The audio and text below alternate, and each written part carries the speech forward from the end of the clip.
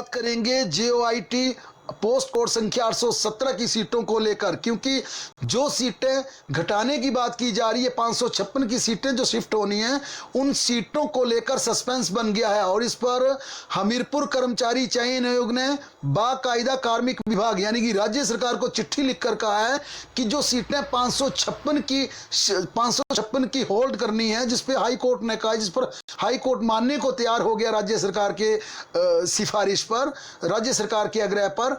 अब हमीरपुर कर्मचारी चयन आयोग ने कार्मिक विभाग से पूछा है कि जो 40 विभागों की 556 पोस्ट कोड संख्या की सीटें थी, उन सीटों की कुल संख्या कितनी है। क्योंकि पहले दिन से यह बात की जा रही कि 530 सीटें थी, लेकिन सच्चाई यह है कि इन सीटों की संख्या का किसी को पता नहीं है, ना तो हमीरपुर कर्मचारी चयन आयोग को पता है, ना इन सीटों के बारे में कार्मिक विभाग को पता है।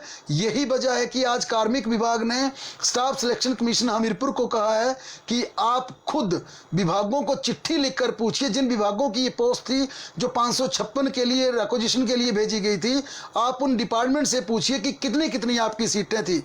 क्योंकि इन सीटों की संख्या को लेकर लगातार आंकड़े बदल रहे थे।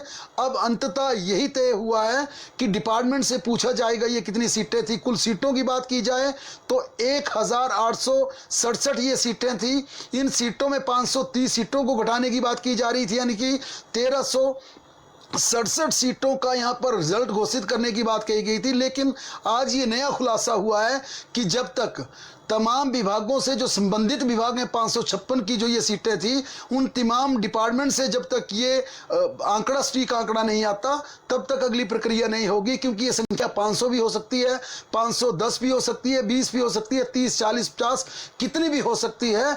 इसके चलते अब डिपार्टमेंट्स ही बताएंगे कि उनकी कितनी सीटें थी।